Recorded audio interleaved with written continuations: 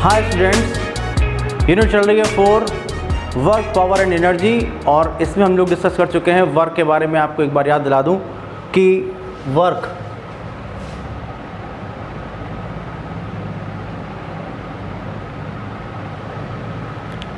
था W = F.S। अगर force की डायरेक्शन में डिस्प्लेसमेंट S है तो F, अगर मान लीजिए कि उसकी पोजीशन x1 से x2 तक चेंज होती है तो जहाँ लिखा है S वहाँ होगा x2 - x1, ये होगा। अगर एक ग्राफ प्लॉट करते हैं between F and X, suppose ये है फोर्स, ये है पोजीशन ऑफ द बॉडी। अगर एक कांस्टेंट फोर्स लगता है, किसी भी बॉडी पर फोर्स लगता है F, और उसकी वजह से उसकी जो पोजीशन है ये x1 से एक कांस्टेंट फोर्स लगते हुए अगर ये पोजीशन x2 तक ये बॉडी पहुंच जाती है, ये तो जो फॉर्मूला है F x2 - x1, तो F ये और x2 - x1 ये हो गया। तो जब आपने इसको मल्टीप्लाई किया तो ये जो एरिया है ये W को रिप्रेजेंट कर रहा है, आप देख रहे हैं। ओके, तो जो वर्क किया गया, जो इस फोर्स ने वर्क किया है पोजीशन x1 से x2 चेंज करने में, वो होगा F x2 - x1। अगर 5 न्यूटन फोर्स है और बॉडी 1 मीटर से 3 मीटर डिस्प्लेस हो गई है तो 5 × 3 - 1 दैट इज़ 2, तो 2 × 5 10 जूल, इतना वर्क हो जाएगा इस तरह के एग्जाम्पल में। लेकिन अक्सर ऐसा होता नहीं है कि कोई फोर्स कांस्टेंट हो। अगर मान लीजिए कोई फोर्स कांस्टेंट नहीं है, अगर कहीं पर कोई फोर्स वेरिएबल है, तो फिर वर्क डन किस तरह से आप निकालेंगे। जैसे कि मान लीजिए कि हम लोग एक रॉकेट को भेजते हैं अर्थ से अपवर्ड डायरेक्शन में, रॉकेट चल रहा है, रॉकेट जा रहा है। जो रॉकेट जाएगा तो उस पर जो फोर्स लगेगा, आप जानते हैं जो ग्रेविटेशनल फोर्स का फॉर्मूला होता है F = G m1 m2/r²। अगर m1 मास है अर्थ का, m2 मास है रॉकेट का, तो अर्थ और रॉकेट की डिस्टेंस, बीच की जो डिस्टेंस है वो लगातार बढ़ती जाएगी। जब रॉकेट दूर जाएगा तो F = inversely proportional to r², तो फोर्स लगातार कम होता चला जाएगा। तो यहाँ पर ये जो एक फोर्स है ये एक वेरिएबल फोर्स है। इसी तरह से अगर आपके पास एक स्प्रिंग है, स्प्रिंग को आप खींचते हैं ऐसे, इस तरह खींचते हैं और खींचते हैं, तो आप जानते हैं कि स्प्रिंग एक रेस्टोरिंग फोर्स लगाता है। अगर आपने, ये स्प्रिंग की नॉर्मल पोजीशन है और आपने इसको x खींच दिया, तो हुक्स लॉ से आप जानते हैं कि F रेस्टोरिंग या F = -k × x इतना होता है। तो आप जानते हो कि अगर x बढ़ता जाएगा, अगर आप स्प्रिंग को और ज़्यादा खींचेंगे तो x बढ़ेगा। k है फोर्स कांस्टेंट, वो कांस्टेंट रहता है, तो F = -kx अगर आप देखेंगे तो F is directly proportional to x। जितना ज़्यादा आप खींचोगे स्प्रिंग को, रेस्टोरिंग फोर्स उतना ही ज़्यादा बढ़ेगा, और आपको जो अप्लाइड फोर्स है वो उतना ही ज़्यादा इंक्रीज़ करना पड़ेगा। तो इस केस में अगर हम लोग स्प्रिंग को खींचते जाएंगे तो जो फोर्स है वो बढ़ता जाएगा। इसका मतलब कि फोर्स x पर डिपेंड करता है, force is a function of x। तो ऐसे केस में, जैसे कि हमने रॉकेट वाला केस देखा या हम लोगों ने स्प्रिंग वाला केस देखा, तो आप देख रहे हैं कि अगर यहाँ पर डिस्टेंस x है तो जो फोर्स है वो x पर डिपेंड करता है। इसका मतलब force is a function of x। जब फोर्स x का फंक्शन होगा तो वो एक वेरिएबल फोर्स होगा, और उस केस में हम लोग ऐसा कौन सा मेथड यूज़ करेंगे जिससे हम लोग नेट वर्क डन निकाल सकते हो। तो आप देखिए हम लोग बात करने वाले हैं कि work done by a variable force.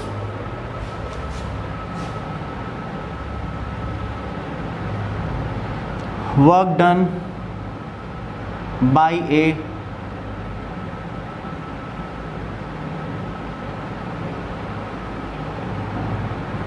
variable force।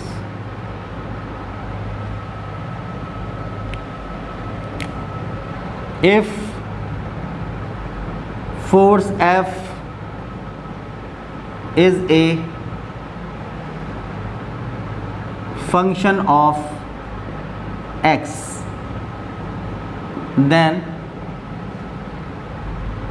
the graph between force F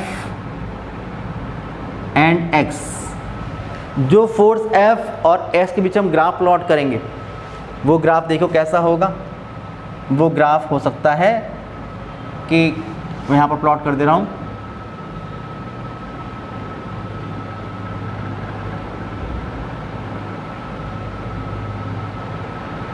ये फोर्स और ये पोजीशन, इसका ग्राफ मान लीजिए किस तरह से आया इसका ग्राफ। आप ये देख रहे हैं कि यहाँ पर जो ये फोर्स है ये parallel to the x axis नहीं है, इसलिए ये एक वेरिएबल फोर्स को रिप्रेजेंट कर रहा है। अब अगर हम आपसे ये कहें कि अब ये तो हो गया ओरिजिन, यहाँ पर x की वैल्यू 0 है। अब हम आपसे कहें भाई आप ये बताओ कि x1 पोजीशन से और x2 पोजीशन तक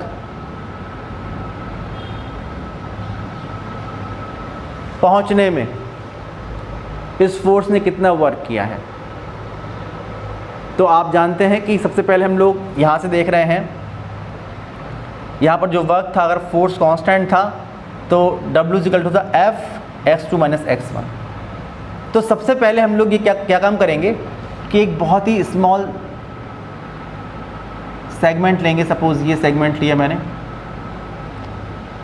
जहाँ पर हम ये मानेंगे कि भाई एक बहुत ही स्मॉल डिस्प्लेसमेंट है dx या डेल्टा x, और यहाँ पर हम जो फोर्स है ये फोर्स बहुत स्मॉल ड्यूरेशन के लिए, बहुत स्मॉल डिस्प्लेसमेंट के लिए आप इस फोर्स F को कांस्टेंट ले लेंगे।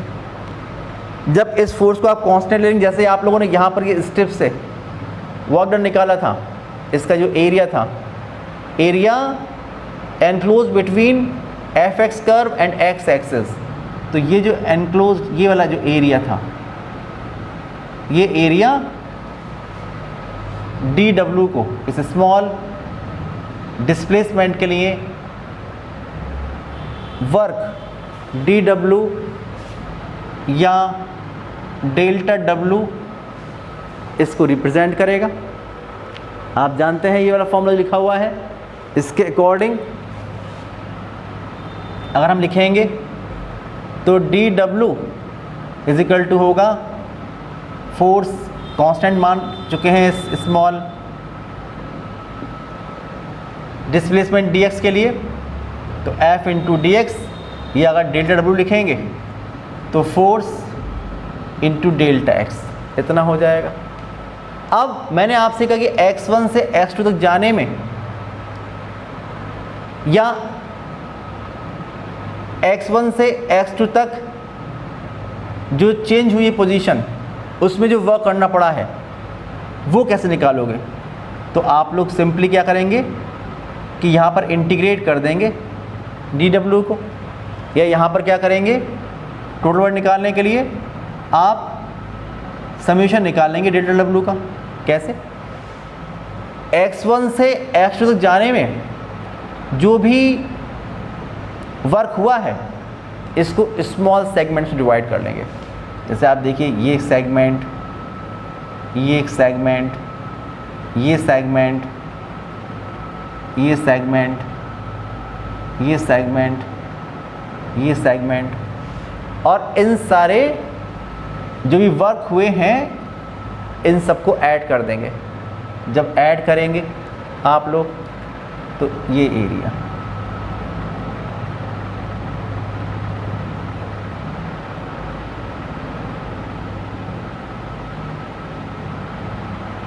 ये कंप्लीट एरिया ये आ जाएगा। आप वैल्यू पुट करेंगे डी डब्ल्यू की, तो डब्ल्यू is equal to integration, d डब्ल्यू की वैल्यू कितनी है भाई, एफ डी एक्स। बताया गया कि x1 से x2 निकालना है आप लोगों को। यहाँ पर आप देखेंगे कि w is equal to summation f delta x और x1 से x2 तक पोजीशन चेंज हुई है। तो हम लोग इस मेथड से वर्क निकाल सकते हैं।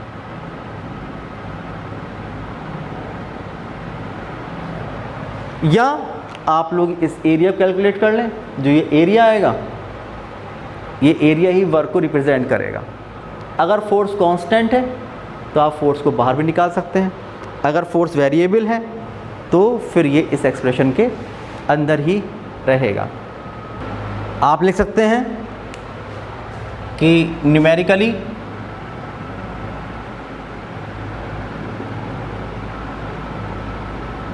the work done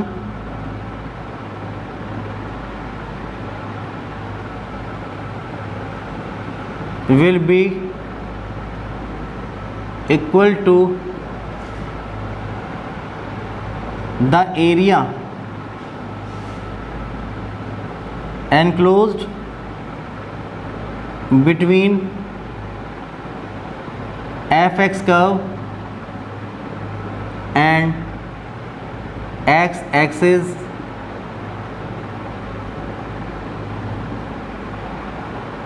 between the values x1 and x2। अगर ये भी देखना है कि हमें यहाँ से निकालना है या यहाँ से यहाँ निकालना है, जहाँ भी निकालना हो तो उन वैल्यूज़ के बीच में जो भी एरिया एनक्लोज्ड होगा उस एरिया को आप निकाल लेंगे तो वही आपका वर्क डन होगा।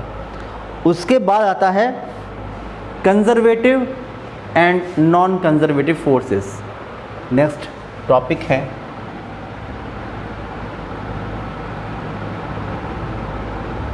कंजर्वेटिव एंड नॉन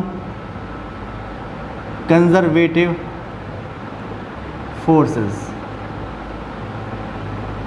आप लोग पढ़ चुके हैं central force and non central force के बारे में। Central forces and non central forces.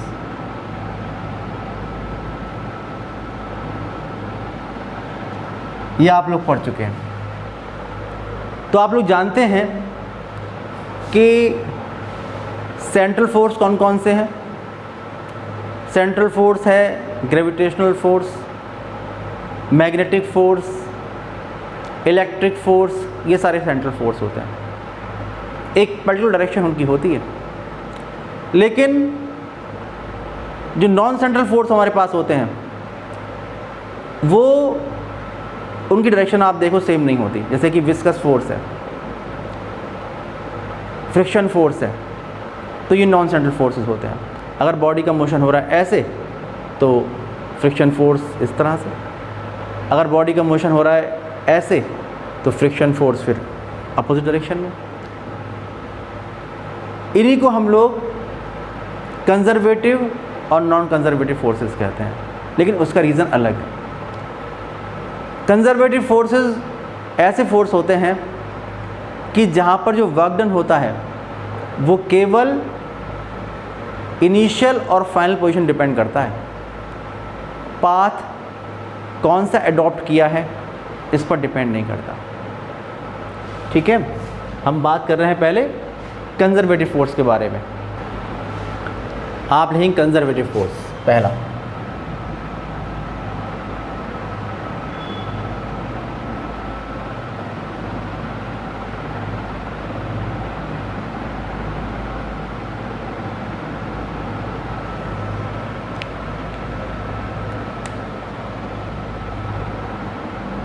A force is said to be conservative force if the work done by the force or against the force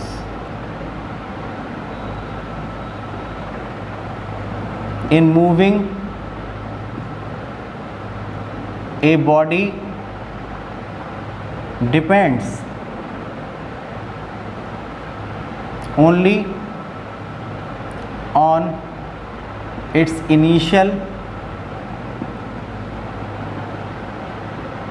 and final positions.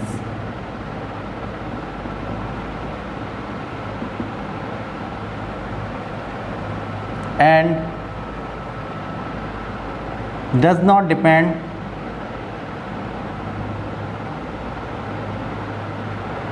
on the path followed between initial and final position.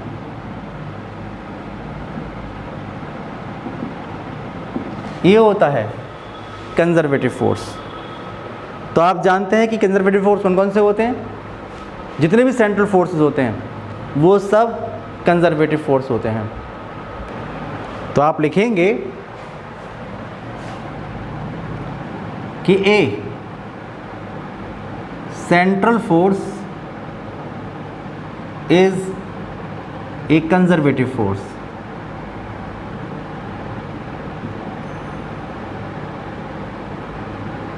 Central force, आप जानते हैं central force का मतलब कि जिसकी direction हमेशा एक particular point की तरफ होगी, टुवर्ड्स द पॉइंट और अवे फ्रॉम दैट पॉइंट। जैसे ग्रेविटेशनल फोर्स, कोई भी बॉडी हमेशा एक ग्रेविटेशनल फोर्स को एक्सपीरियंस करेगी toward centre of the earth, इसलिए सेंट्रल फोर्स है। इलेक्ट्रोस्टैटिक फोर्स, दो पॉइंट चार्जेस के बीच का जो फोर्स लग रहा है उसकी डायरेक्शन दोनों पॉइंट चार्जेस को ज्वाइन करने वाली लाइन के अलोंग ये होगी, हमेशा सेंट्रल फोर्स है। ऐसे ही मैग्नेटिक फोर्स, दो मैग्नेटिक पोल्स के बीच जो मैग्नेटिक फोर्स रहेगा तो उसकी जो डायरेक्शन होगी वो दोनों जो मैग्नेटिक पोल्स हैं उनको ज्वाइन करने वाली लाइन के अलोंग उसी डायरेक्शन में रहेगी। तो ये सारे सेंट्रल फोर्स हैं। और सेंट्रल फोर्स कंजर्वेटिव फोर्स होते हैं। ये मैं आपको देखिए एक एग्जांपल देके बता रहा हूँ। एग्जांपल मान लीजिए हम लेते हैं ग्रेविटेशनल फोर्स का। आप जानते हैं कि फॉर एग्जांपल ग्रेविटेशनल फोर्स,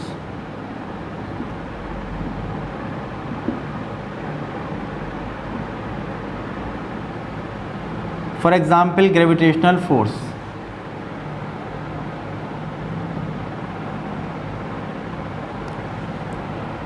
ये इनिशियल पोजीशन है और ये फाइनल पोजीशन है। अगर हम लोग एक बॉडी को यहाँ से यहाँ ले जाते हैं, यहाँ से यहाँ ले गए और ये इसकी हाइट है h, तो आप जानते हैं कि जब आप इस बॉडी को यहाँ से ले जाएंगे और इसका अगर बॉडी का जो मास है अगर ये है m, तो इस पर एक फोर्स लगेगा mg, ठीक है, ये इस पर फोर्स लगेगा mg। तो आपको जो फोर्स अप्लाई करना पड़ेगा अगेंस्ट ग्रेविटी तो होगा F = mg in upward direction, और जब आप इसको यहाँ से ले जाएंगे तो फोर्स मल्टीप्लाइड बाई डिस्टेंस ये होगा mgh। तो इस केस में आप देख रहे हैं कि जो वर्क आ रहा है यह आ रहा है mgh। अब आप देखिए, अगर हम यहाँ से ना निकालें W1 मान लेते हैं जो कि mgh निकल के आया है, आप देखिए कि ये फाइनल पॉइंट और ये इनिशियल पॉइंट।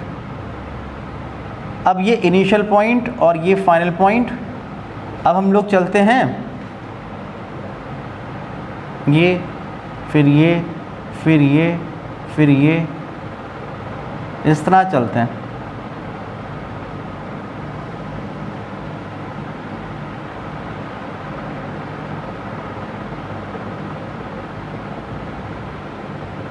और पहुंच गए यहाँ पर।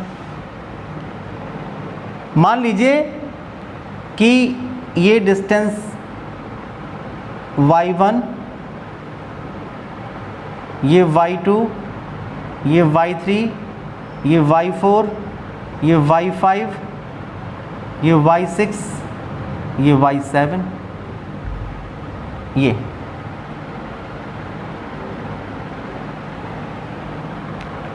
जो फोर्स लग रहा होगा इस पर, ग्रेविटेशनल फोर्स, ये तो mg लग रहा होगा, और जो अप्लाइड फोर्स होगा वो अपवर्ड डायरेक्शन में होगा। कितना होगा? F = mg, ये होगा। जब आप इसको यहाँ ले जाएंगे तो फोर्स इंटू डिस्प्लेसमेंट, यानी mg × y1, फिर ले जाएंगे ऐसे, तो आप देखो कि फोर्स है ऐसे और डिस्प्लेसमेंट है ऐसे, तो वर्क डन 0। फिर mg × y2, फिर ये 0, फिर mg × y3, फिर ये 0, mg × y4, फिर ये 0, mg × y5, फिर ये 0, mg × y6, फिर ये 0, mg × y7 और ये 0। तो ये टोटल वर्क आप देख रहे हैं इस केस में जो निकल के आ रहा है, उसमें अगर आप लोग mg कॉमन ले लें तो mg within bracket y1 + y2 + y3 + y4 + y5 + y6 और प्लस y7, और जब जितने ये y को आप ऐड कर लोगे तो आप देखोगे यहाँ से लेके यहाँ तक जो हाइट है ये तो h है, इसलिए इन सब का समेशन होगा, ये h के इक्वल हो, तो W2 = हो जाएगा mgh। तो ये आपने देखा कि यहाँ पर जो W1 आया था वही W2 आया था, और आप किसी पाथ से ले जाएं, चाहे आप कोई सा पाथ अडॉप्ट कर लें, वर्क डन जो होगा वो हमेशा सेम होगा। इसका मतलब ये एक कंजर्वेटिव फोर्स है। कंजर्वेटिव फोर्स का एक और प्रॉपर्टी भी होती है, वो प्रॉपर्टी ये होती है कि एक राउंड ट्रिप में जो वर्क डन होता है वो हमेशा 0 होता है। तो ये आप लिखोगे कि वर्क डन, ये प्रॉपर्टी है कि work done by A conservative force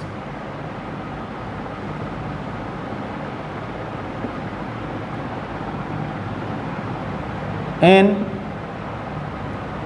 moving a body through complete round trip is 0। ये एक इम्पॉर्टेंट बात है कि यहाँ पर जो वर्क डन होता है कंप्लीट राउंड ट्रिप में वो 0 होता है। अगर हम लोग यहीं से चलें और यहीं पर वापस आ जाएं, यानी इनिशियल पॉइंट और फाइनल पॉइंट सेम हो, तो जो वर्क डन होगा वो 0 होगा, ये होगा। आप समझ सकते हैं। आप ये समझिए कि आप लोग एक बॉडी है,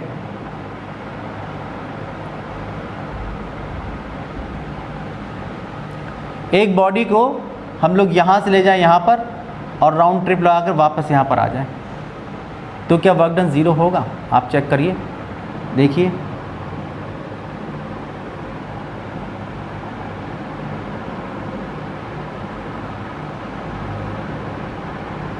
ये लिया, यही इनिशियल पॉइंट है, यहाँ से आप चले आई ए, फिर बी, फिर सी और एफ। ये इनिशियल पॉइंट और फाइनल पॉइंट सेम है। यहाँ से आप वापस लौट के आ गए। यहाँ पर जो मैंने फोर्स की बात की थी, gravitational force against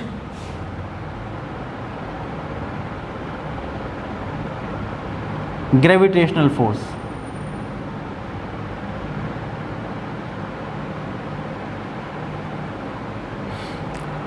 against gravity था, आप देखिए बाई नहीं था क्योंकि ग्रेविटी इधर थी और फोर्स उसके अपोजिट डायरेक्शन में लगा रहा था।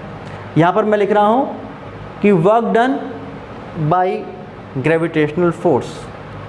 तो आप देखो कि जब मैं बात करूँगा WIA की, सपोज़ ये H है, ये सपोज़ X है, ये भी H होगा और ये X होगा। तो जब मैं चलूँगा लेके इधर, तो आप देख रहे हैं कि हर पॉइंट के लिए जो ग्रेविटेशनल फोर्स होगा F, वो तो डाउनवर्ड डायरेक्शन में वर्क कर रहा होगा। तो फोर्स ऐसे, डिस्प्लेसमेंट ऐसे, तो F डॉट dx, तो F dx cos 180 माइनस 1 होता है। इसलिए जो WAB हो गया, ये हो गया force into displacement into minus 1, ये होता है mg, और ये h तो माइनस mgh, ये हुआ वर्क डन। यहाँ पर फोर्स ऐसे और डिस्प्लेसमेंट ऐसे, तो WAB ये हो जाएगा F into x into cos 90, और कॉस 90 ज़ीरो, इसलिए ज़ीरो होगा। यहाँ पर फोर्स भी इधर और डिस्प्लेसमेंट भी इधर, तो यहाँ पर जो WBC होगा, ये होगा force into displacement into cos 0, और कॉस 0 1 होता है, इसलिए यहाँ पर डिस्प्लेसमेंट जो है वो h है, तो F into H into cos 0, तो mgh ये हो जाएगा। और इस पोजीशन में जब आप यहाँ से C से F तक लेके आएंगे, तो फोर्स ये और डिस्प्लेसमेंट ये, तो जो F यहाँ पर जो WCF निकालोगे आप लोग, तो होगा F into x into cos F into x into cos 90, और कॉस 90 ज़ीरो होता है, तो ये ज़ीरो हो जाएगा। अगर हम लोग टोटल वर्क को ऐड करें, तो minus mgh plus 0 plus mgh और प्लस 0, तो टोटल वर्क होगा राउंड ट्रिप में, वो आप देख रहे हैं कि 0 निकल के आ रहा है। आप निकाल सकते हैं कि यहाँ से टोटल वर्क हुआ, ये कितना हुआ, minus mgh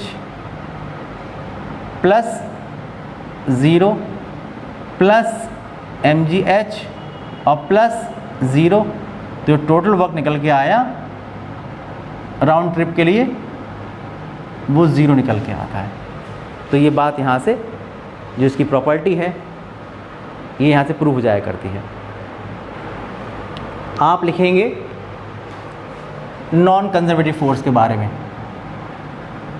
non conservative force.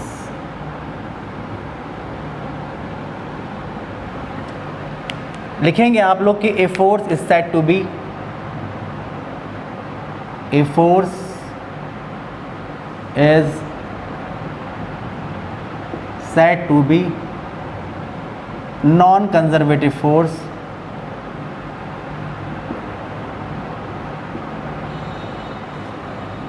if the work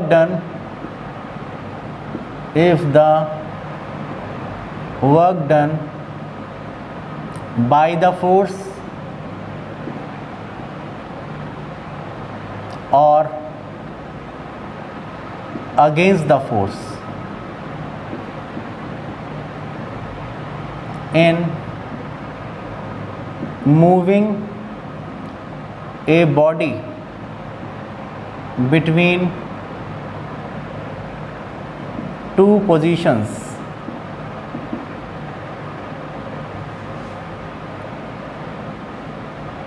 depends on the path followed between two positions।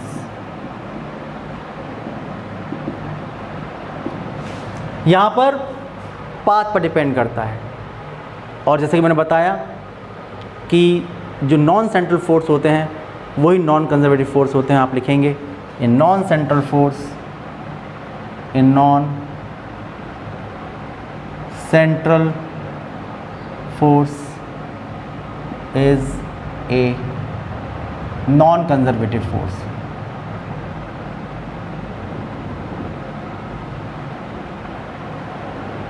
Example है इसके viscous force, friction force. For example viscous force, friction force. आप जानते हैं कि अगर ये एक पॉइंट है, इनिशियल पॉइंट, ये फाइनल पॉइंट है। अब कोई साइकिल चलाता हुआ जाए पॉइंट आई से पॉइंट एफ पर, इस तरह से एक पाथ ये है, और कोई दूसरा पर्सन जाए इस पाथ पर,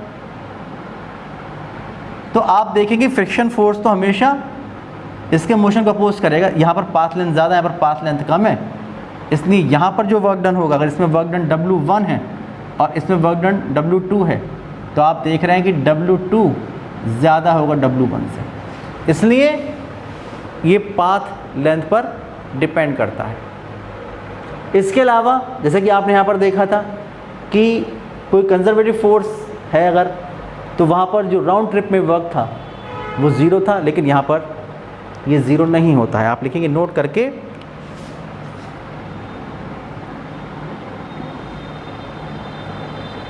कि work done by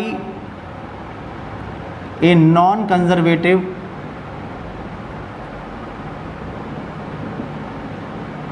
force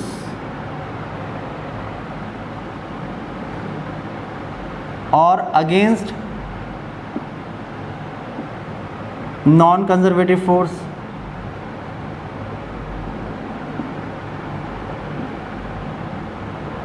for a round trip, for a complete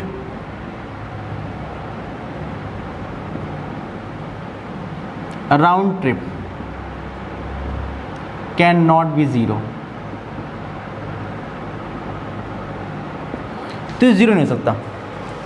अगर कोई पर्सन एक साइकिल चलाता है और वो यहाँ से यहाँ आता है, यही इसका इनिशियल पॉइंट है, यही फाइनल पॉइंट है, तो जब वो जाएगा ऐसे ऐसे ऐसे, तो आप देखोगे फ्रिक्शन फोर्स जो होगा वो वर्क करेगा ऐसे, एफ काइनेटिक।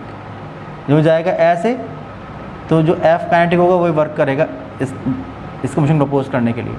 जब वो जाएगा ऐसे तो जो एफ काइनेटिक होगा ये लगेगा इस तरह से।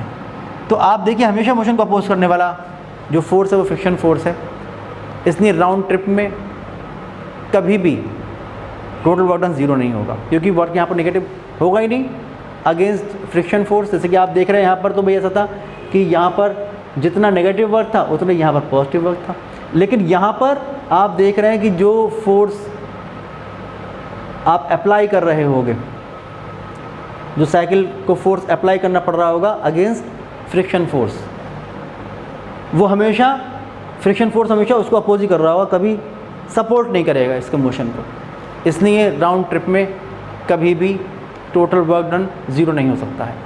तो ये मैंने काफ़ी डिटेल में आपको बता दिया है कंजर्वेटिव फोर्स और नॉन कंजर्वेटिव फोर्स के बारे में।